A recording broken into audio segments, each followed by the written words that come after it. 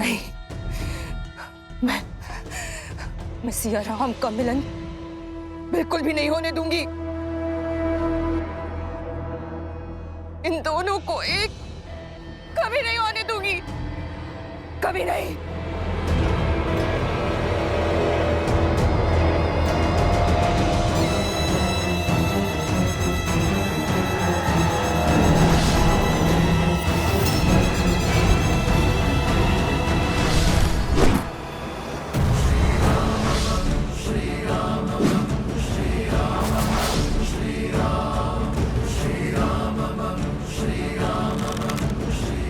सावधान शूर्पणखा।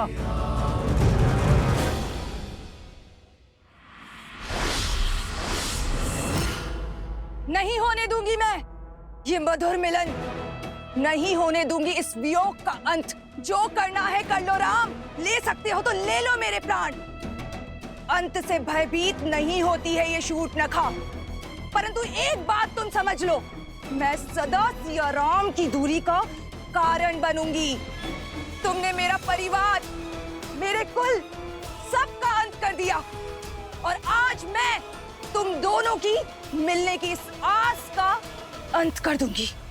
सियाराम सदा एक थे, एक हैं और एक रहेंगे। संसार का कोई भी बल इतना सबल नहीं शूर्पणखा जो सियाराम को भिन्न कर सके। तो करो अपनी मर्यादा भंग, उठाओ अस्त्र और कर दो एक स्त्री का संहार।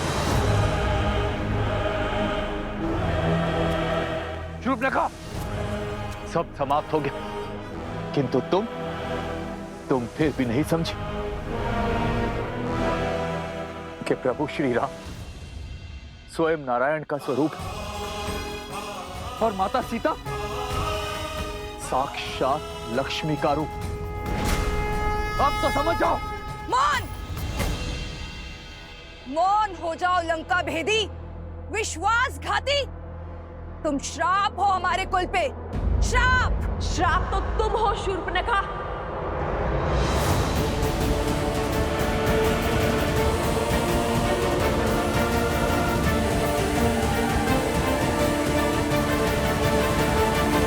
अपने कुल के लिए नहीं, इस संपूर्ण समाज के लिए तुमने स्त्री के जिस रूप को इस समाज में प्रस्तुत करने का प्रयास किया है, उस रूप में स्त्री समाज में केवल अवसाद, दुख और पीड़ा ही लेकर आती है। मिथ्या है ये, मिथ्या।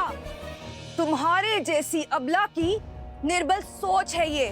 निर्बल तो वो होता है जिसके मन को प्रतिशोध की चोट कचोटती है। तुम अपने प्रतिशोध की पूर्ति के लिए अपने पूरे कुल के अंत का साधन बनी। इस यात्रा में अपने पुत्र, अपने भतीजे मेघनाथ, अतिकाय, अपने भाई खरदूषण, कुंभकर्ण, दशानन रावण के अंत का साधन बने। इस घोर संग्राम के बाद भी तुमने अपने भाई सहस्त्रमुख रावण को समझाकर उसका पथ बदलने का प्रयास नहीं किया, बल्कि उसे भड़काया और अपनी मलिन सोच और अपनी मलिन इच्छा की पूर्ति करने की चेष्टा करती रही। तुम जैसी स्त्रियां समाज में द्वेष उत्पन्न करती है, परिवारों के कलह का कारण बनती है, आने वाली पीढ़ियों का संहार करती है, आने वाली पीढ़ियों का सर्वनाश करती है। इस विध्वंस का सबसे बड़ा कारण तुम हो शूर्पणखा, तुम। इतना भोला मुख और मन कितना कुटिल, अपने शब्दों से महान बनने का स्वांग कर रही हो। ये विध्वंस, ये विनाश, इन सब का कारण मैं नहीं, तुम हो सीता, तुमने मारा है मेरे भैया को। दोषारोपण से स्वयं के पाप नहीं छुपा करते। और रही बात सिया राम के वियोग के, तो संसार में कोई ऐसा बल, कोई ऐसा छल नहीं जो हमें पृथक कर सके। और जब सिया राम भिन्न हुए तो किसी उद्देश्य के लिए हुए, और आगे भी हम अपने उद्देश्य की हर कसौटी पर खड़े उतरेंगे। और ये दूरी केवल हमारे तन की है। हमारे मन तो उसी दिन एक हो गए थे जिस दिन अग्नि को साक्षी मानकर हम विवाह के बंधन में बंधे थे।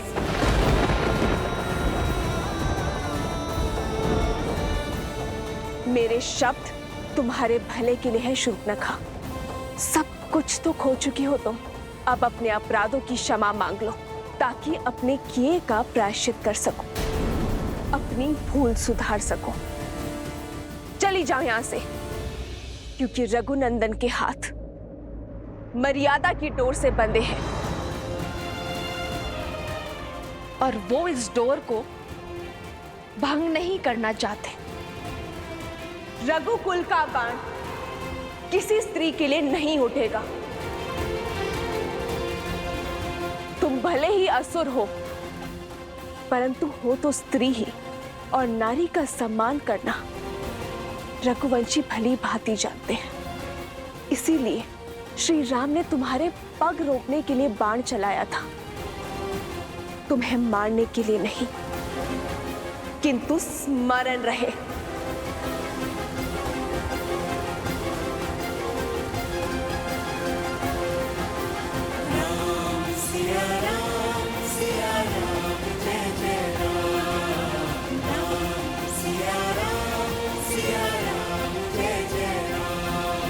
यदि पुनः तुमने रघुकुल पर कुदृष्टि डाली तो तुम्हारा संहार मैं स्वयं करूंगी।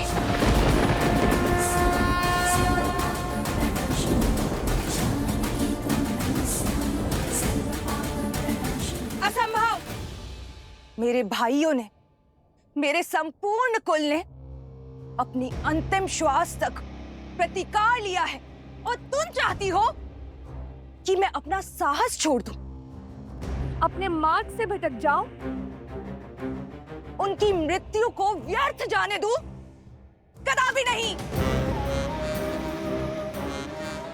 अपने किए का मूल्य तो तुम्हें चुकाना ही होगा सीता। मेरा प्रण है कि मैं तुम्हारी पीड़ा का अंत कभी नहीं होने दूंगी, कभी नहीं।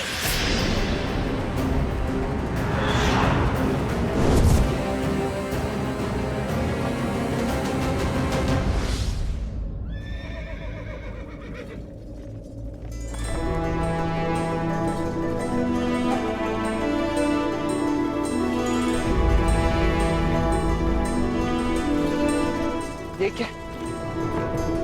पिताश्री का रथ यहाँ। हनुमान जी भी तो हथियार लेकर आए थे ना माता को।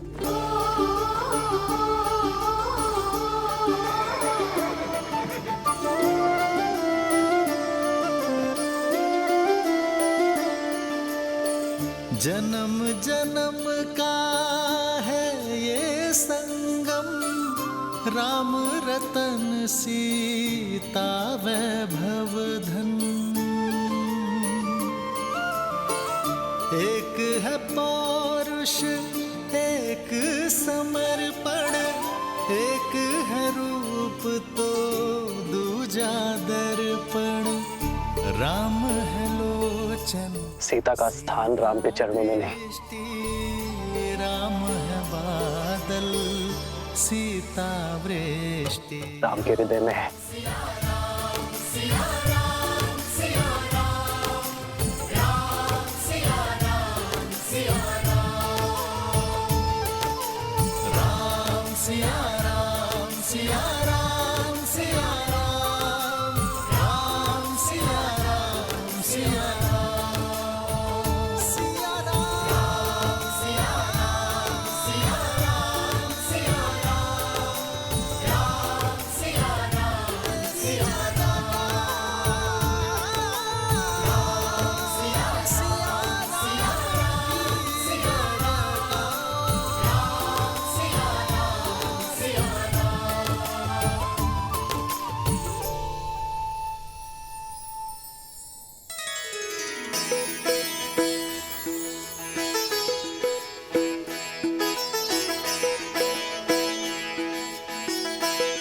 प्रभु आपका ये अलौकिक मिलन अयोध्या पे छाए दुख के हर बादल को हटा देगा, नगर भर के मन में खुशियों का संचार कर देगा प्रभु।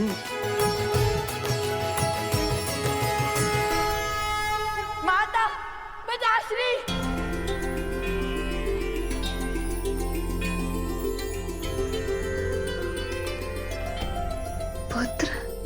पुत्र माता, वो समय हम लाएंगे जब प्रभु श्री राम और माता सीता फिर से एक होंगे। क्षितिज, हम करेंगे रामायण संपूर्ण। जो नदी के तट को मिलाते से तू जन्म मात पिता मिलन के हेतु रामचंद्र सिया विरह घटाने प्रकटे लव कुश रूप सुहाने। आज हमारा संकल्प पूर्ण हुआ। सिया राम के वियोग का अंत हुआ। सिया राम, सिया राम, सिया राम। अब आप दोनों कभी पृथक नहीं होंगे।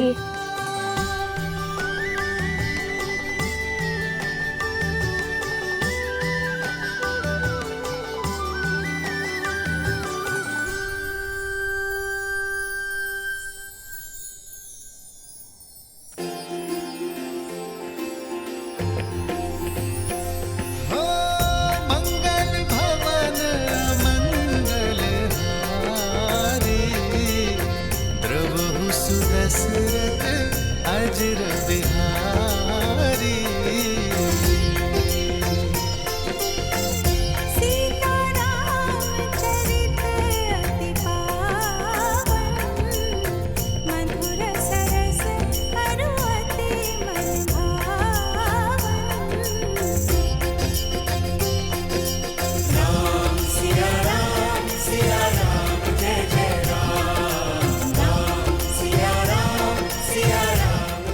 भैया, भाभी माँ, अब और विलंब उचित नहीं है। समस्त अयोध्या राम परिवार की प्रतीक्षा में। चले? अवश्य।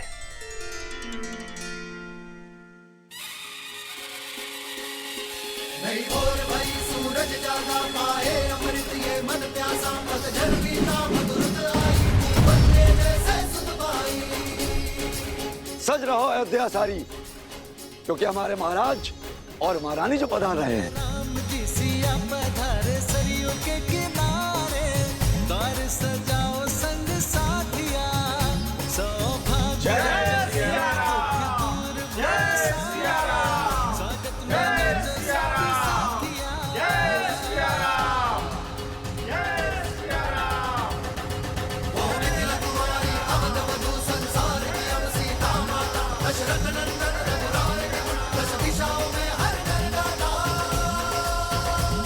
हर घर गाता।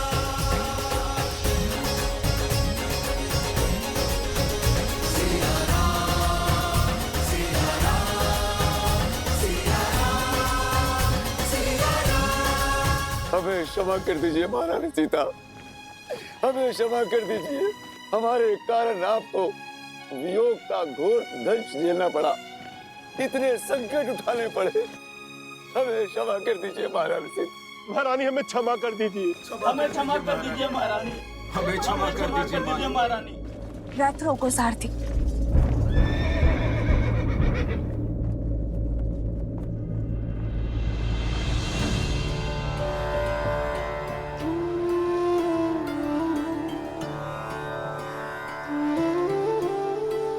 अरे ये क्या कर रहे हैं आप?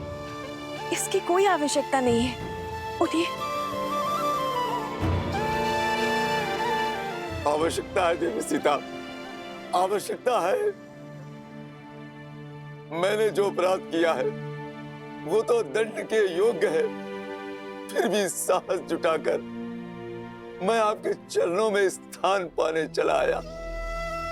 मुझे क्षमा कर दीजिए, मुझे क्षमा कर दीजिए देवी सीता, मुझे क्षमा कर दीजिए।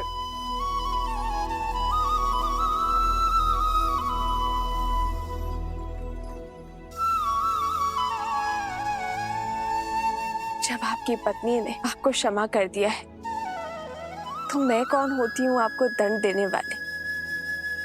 इसे एक बुरा स्वप्न समझकर भूल जाइए और राम राज्य की परिकल्पना को साकार करने में जुट जाइए। शुभ घड़ी है, चलिए अपने आंसू पोंछिए और आप भी।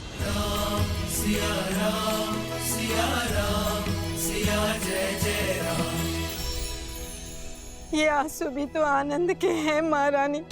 आज आपको इस नगर, इस देश में देखकर मेरे सिर से अपराध का भार हट गया।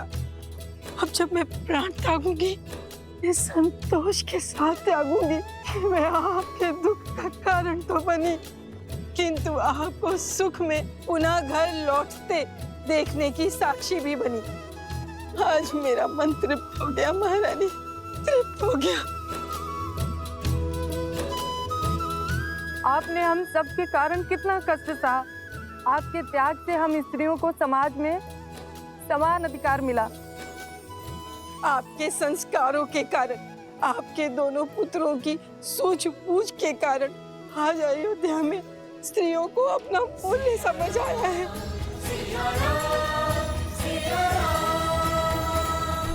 संसार इस सीख को स्मरण रखेगा। जब जब स्त्री पुरुषों के कंधे से कंधा मिलाकर चलेगी, तब तब समाज उन्नति की ओर अग्रसर होगा।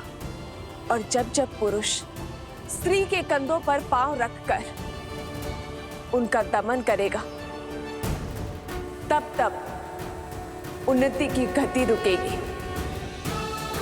एक योग्य बालक अपने परिवार को आगे लेकर जाता है, किंतु एक योग्य बालिका पूरे समाज को आगे लेकर जाती है। और ये सब नारियों के प्रयासों के कारण ही संभव हो सकता है। ये जो संस्कार आपने पाए, इस सीख को अपनी आने वाली पीढ़ियों को अवश्य देना। जय सिया राम, जय सिया राम, जय सिया राम, जय सिया राम।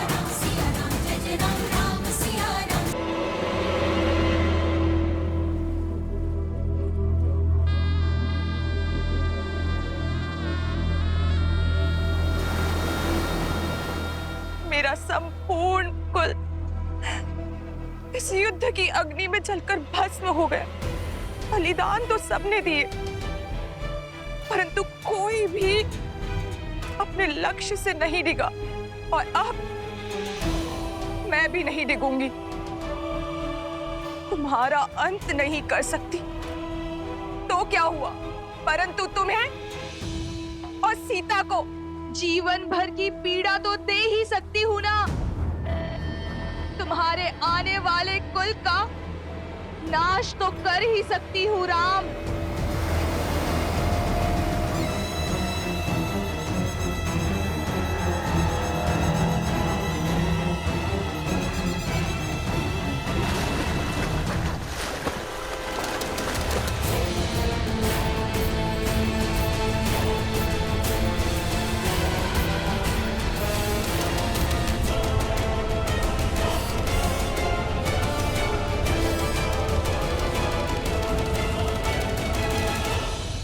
वासियों, आज वो शुभ दिन आ गया।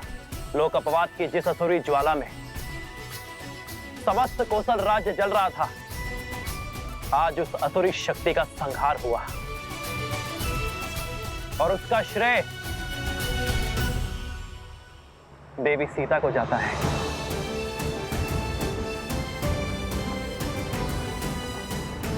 सीता ने न केवल एक महारानी के रूप में अयोध्या पर प्रहार करने वाली असुरी शक्तियों का संहार किया, बल्कि एक नारी होने के नाते नारी को उसके सम्मान का उपहार दिया। राक्षस के समक्ष तलवार उठाने वाली सीता ने अयोध्या की प्रजा के लिए त्याग किया। यदि सीता चाहती तो वनवास के लिए बड़ी सरलता से मना कर सकती थी, किंतु सीता ने दुर्गम मार्ग चुना। रघुकुल की मर्यादा और कौशल राज्य की नारी को उसका सम्मान दिलाने का कार्य जो सीता ने किया है, उसके लिए रघुकुल और अयोध्या सदा सदा के लिए सीता की ऋणी रहेगी। जय सिया राम।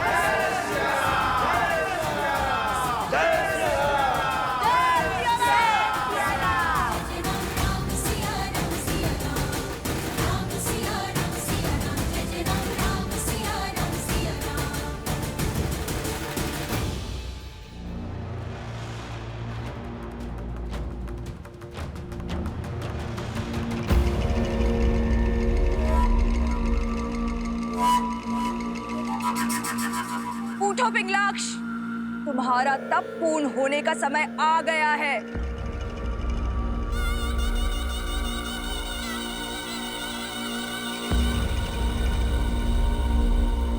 कब तक यही मानव और देवताओं के पैरों तले छुपकर बैठे रहोगे?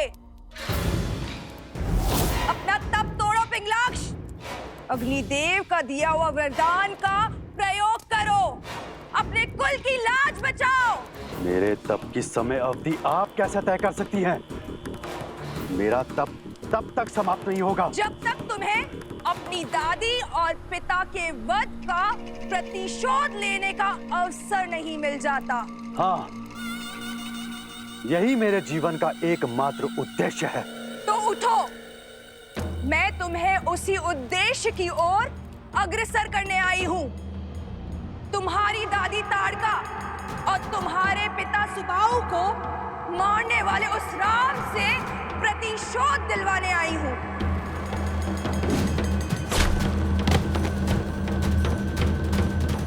उस राम ने ही तुम्हारी दादी और पिता को मारा है, तुम्हारे जीवन में विध्वंस बोया।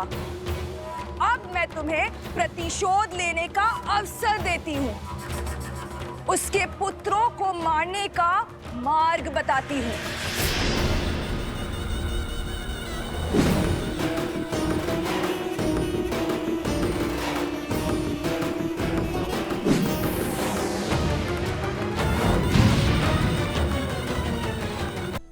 पुत्र राम, अयोध्या की इस पीढ़ी और इसके बाद की पीढ़ी दोनों की एक ही मंशा है, सिया राम के पुनर्मिलन का महोत्सव। इनकी ये इच्छा पूर्ण करोगे ना? हाँ हाँ, महोत्सव तो होना ही चाहिए। अवश्य होना चाहिए। अवश्य होना चाहिए। अवश्य होना चाहिए।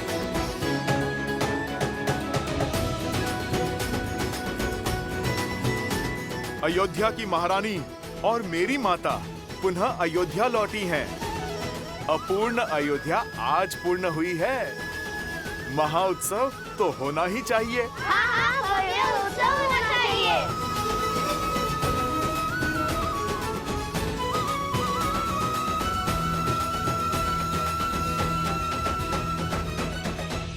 उत्सव होगा पुत्रों, अवश्य होगा।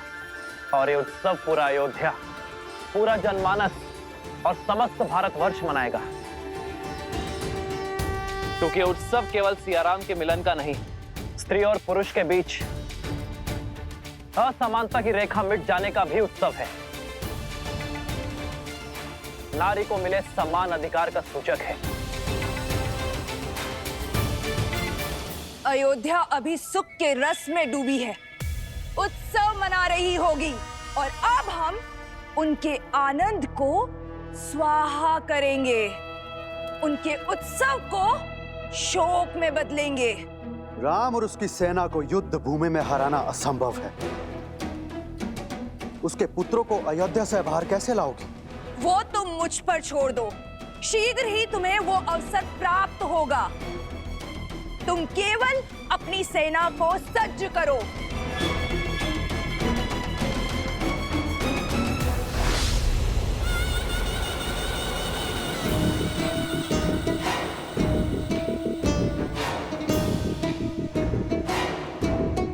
जो अपने कुल का नाश होने का कारण बनी हो, उस पर विश्वास करना सरल नहीं। स्मरण रहे, यदि कुछ भी अनिष्ट हुआ तो मेरी अग्नि सबसे पहले तुम्हें जलाकर भस्म करेगी शूर्पणखा। भैया मैं तो कहता हूँ इस पुनर्मिलन के महोत्सव में राजा, महाराजा, संतगण और सभी ऋषियों को आमंत्रित किया जाए। ये उत्सव इतना बड़ा हो कि ये संसार आने वाली कई सदियों तक स्मरण रखे। अवश्य सभी को निमंत्रण भेजा जाए। पिताश्री, पिताश्री, हम स्वयं जाएंगे मिथिला नरेश को निमंत्रण देने। अवश्य पुत्र, किंतु इस बार मिथिला नरेश को नहीं, अपने नानाश्री को निमंत्रण देना। तो निश्चित रहा, अगली पूर्णिमा को अयोध्या में उत्सव होगा। पुरुषों और स्त्रियों के बीच के भेदभाव को समाप्त होने का और संसार से उस असुरी शक्ति का नाश होने का। जय सिया राम! जय सिया राम! जय सिया राम! जय सिया राम!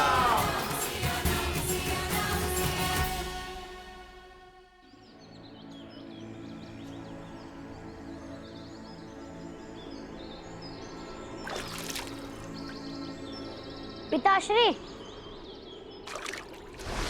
शीघ्र कीजिए ना, चलना है।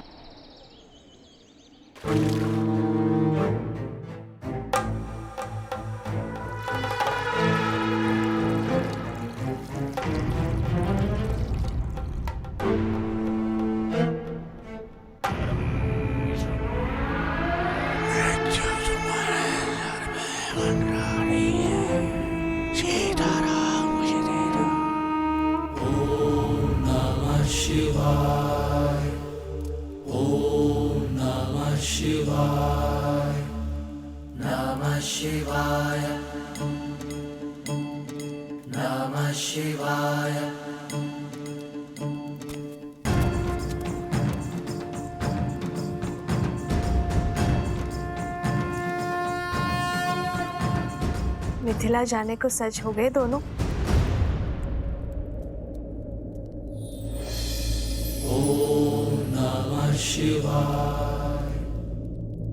मैंने, तुम बोलो।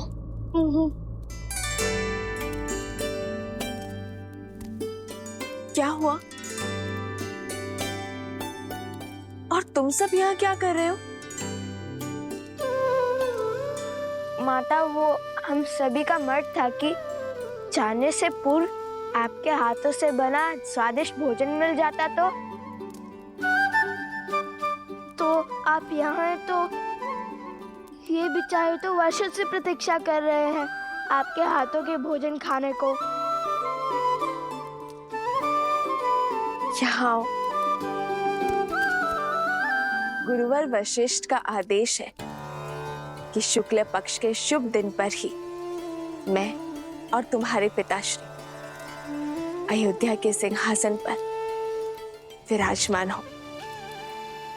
तब तक मैं वहां नहीं जा सकती, यहीं रहूंगी।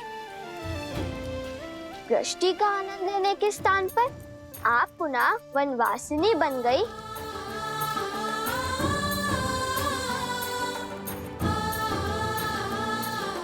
यदि मैं क्षण भर के लिए भी अयोध्या की महारानी का कार्यभार नहीं उठा सकती, तो मैं क्षण भर के लिए भी उस पद के साथ मिलने वाले सुख की अधिकारी नहीं हूं पुत्र। और यहाँ तो प्रश्न पूरे 16 पहर 2 दिवस का है। कितने उत्सुक थे आपके हाथ का भोजन ग्रहण करने के लिए। इतना सुना था हमने। जहाँ एक क्षण बिताना भी असंभव है, वहाँ 2 दिवस कैसे काटेंगे हम?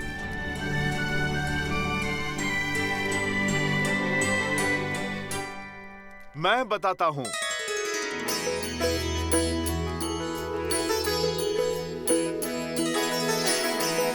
हनुमान जी,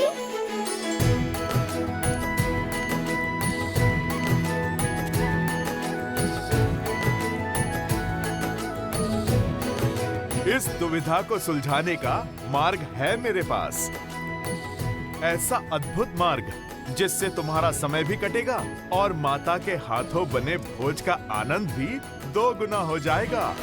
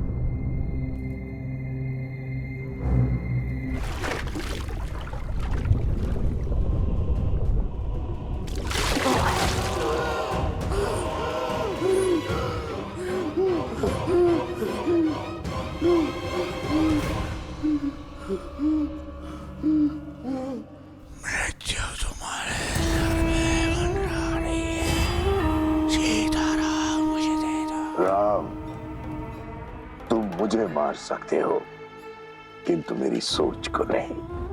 मेरे रक्त की एक एक बूंद में द्वेष, लोक अपवाद और पाप शक्ति समाहित है। और जब तक मेरे रक्त की एक बूंद में इस व्यक्ति की धमनियों में समाहित है, तब तक मैं पराजित नहीं होऊंगा। अब मैं अपनी असुरी शक्ति के बल पर इस भोले भाले व्यक्ति की सहायता से वो स्वांग रचूंगा, वो रेखा खींचूंगा जिसे लांघकर सिया राम कभी भी एक नहीं हो पाएंगे।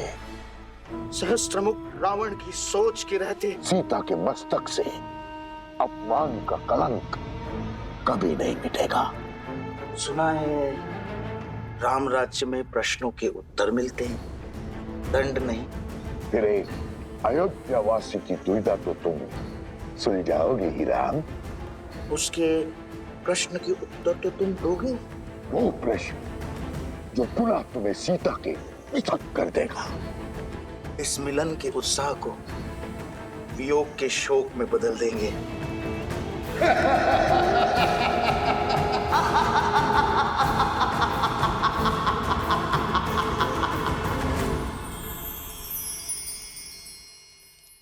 ये देखो बालकों, एक नहीं दो उपाय हैं। पहला उपाय ये है, तुम सब लवकुश के साथ मिथिला चले जाओ। और दूसरा?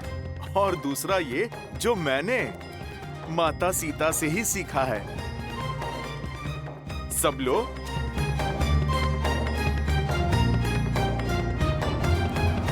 लो, सब लो। ये क्या हनुमान जी, इसमें बड़ी माता श्री के हाथ का साथ थोड़ी मिलेगा। अरे इसे खाना नहीं, इस पे अपनी इच्छा के व्यंजन लिखने हैं। तुम्हें माता के हाथों से जो खाना है उसकी सूची बनानी है। सूची? अर्थात माता को तो भांति भांति के पकवान बनाने आते हैं। कहाँ से आरंभ करें और कहाँ पे अंत, कुछ समझ नहीं पाओगे। इसीलिए मैं आपसे कहता हूँ, आप सब मिथिला जाइए लवकुश के साथ। समय भी कट जाएगा और सूची पूर्ण करने का समय भी मिल जाएगा। अरे हनुमान जी, ये तो सुकोमल राजकुमार हैं। इनकी भूख आपके समान नहीं है। मिथिला क्या, ब्रह्मांड का भ्रमण भी कराए तब भी आप जितनी विराट सूची नहीं बना पाएंगे। इनके लिए तो एक एक व्यंजन ही बहुत है।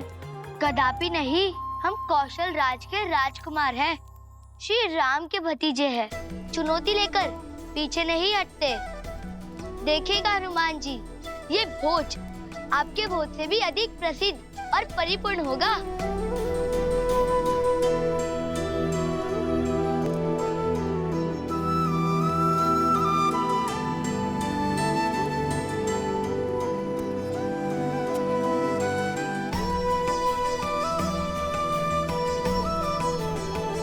आयुष्मान भव। अपने नाना श्री को मेरा नमन कहना। अवश्य माता, हम मिथिला नरेश को। कुश, हर बार नाना श्री को मिथिला नरेश क्यों कहते हो? नाना श्री कहो।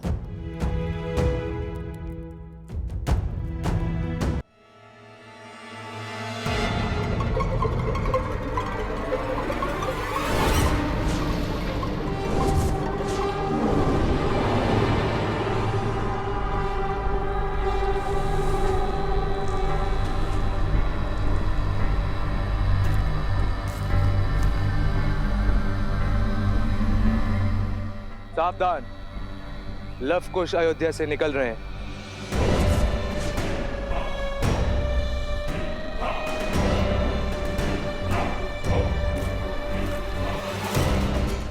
कहा था ना मैंने कि प्रतिशोध प्रतीक्षा में है, अवसर शीघ्र ही मिलेगा।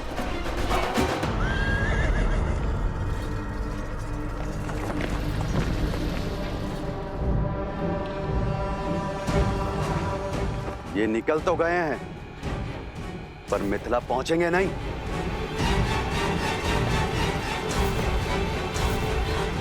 आगे बढ़ो। नहीं, इन्हें यहां मारने से क्या मिलेगा? संसार समझेगा कि कुछ असुरों ने अपना प्रतिशोध लेने के लिए इन्हें यहां मार डाला। प्रतिशोध की अग्नि तो तब शांत होगी जब इन्हें इनके परिवार वालों के सामने उस भूमि से निकली हुई सीता को अपने घर और जीवन में स्थान देने वाले जनक के सामने मारेंगे, और तब जाकर असुरों की खोई हुई प्रतिष्ठा और संसार के मन में हमारा भय पुनः लौटेगा।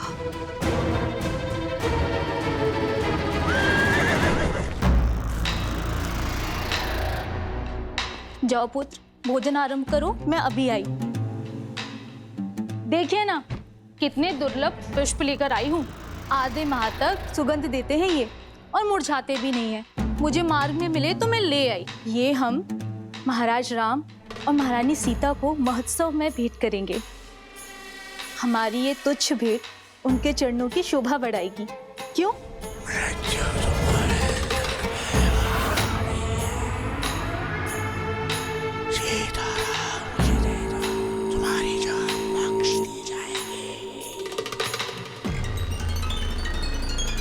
उपहार तो उन्हें मिलना ही चाहिए, क्यों?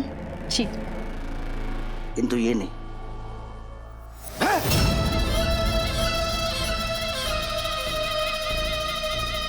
क्या कर रहे हैं आप? क्या हो क्या गया है आपको? जिस राम और सीता की तुम बात कर रही हो ना, उन्हें ये पवित्र और सुगंधित पुष्प नहीं, कांटों का हार मिलना चाहिए।